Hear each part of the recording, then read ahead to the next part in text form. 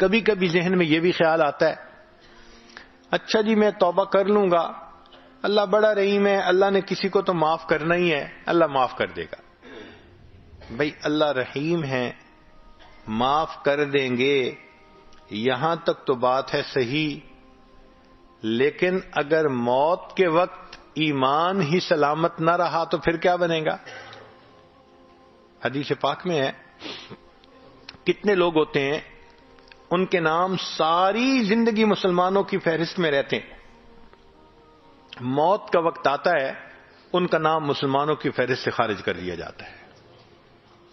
کتنے لوگ ہوں گے قرب قیامت میں یصبح مؤمنا و یمسی کافرا، نبی اسلام نے فرمایا صبح اٹھیں گے ایمان والے ہوں گے، شام سونے کے لیے بستر پہ جائیں گے ایمان سے خالی ہوں گے۔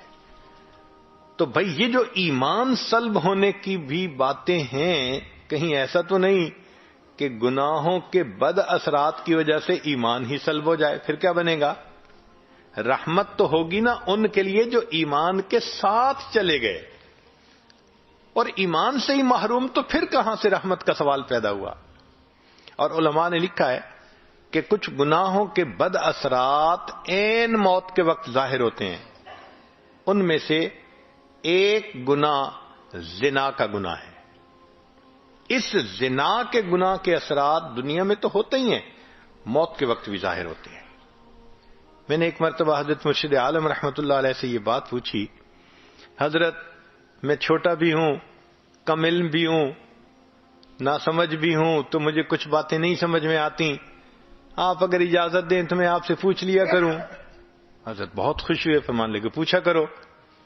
تو میں نے یہ سوال پوچھا کہ حضرت تلبیس ابلیس کتاب میں ایک واقعہ پڑھا ہے، ایک حافظ قرآن تھا جس نے کہ بد نظری کی، شہوت کی نظر کسی پر ڈالی، اور اس کی وجہ سے 20 سال کے بعد وہ قرآن پاک سے محروم ہو گیا، قرآن پاک سینے سے ہی نکل گیا۔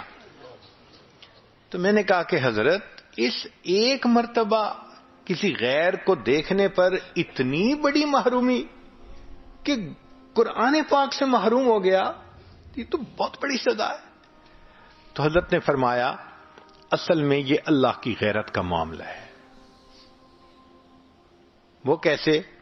کہ اللہ تعالیٰ چاہتے ہیں میرے بندے، نعمتیں میں نے دیں، پیدا میں نے کیا، اب تیرا دل میری محبت کے لیے وقف ہونا چاہیے، یہ میرا گھر ہے۔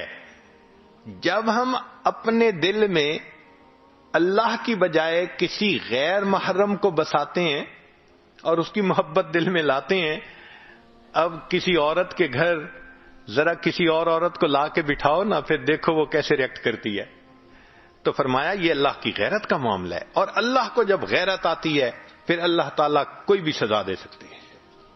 تو اگر ایک مرتبہ کی بدنظری قرآن پاک سے محرومی کا سبب بن سکتی ہے، تو یہ جو آج اس کے ساتھ افیئر ہے، کل اس کے ساتھ ہے، پرسوں اس کے ساتھ ہے، میرا ٹائم نہیں گزرتا، میں تمہیں ہر وقت یاد کرتا ہوں، میسیجز چل رہے ہیں، ملاقاتیں ہو رہی ہیں، پھر اس کا نتیجہ کیا نکلتا ہے کہ انسان موت کے وقت ایمان سے محروم ہو جاتا ہے۔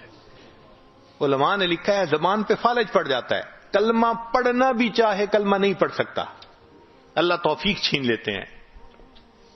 تو اس لیے ایسے گناہوں سے توبہ کرنی فی الفور ضروری ہے۔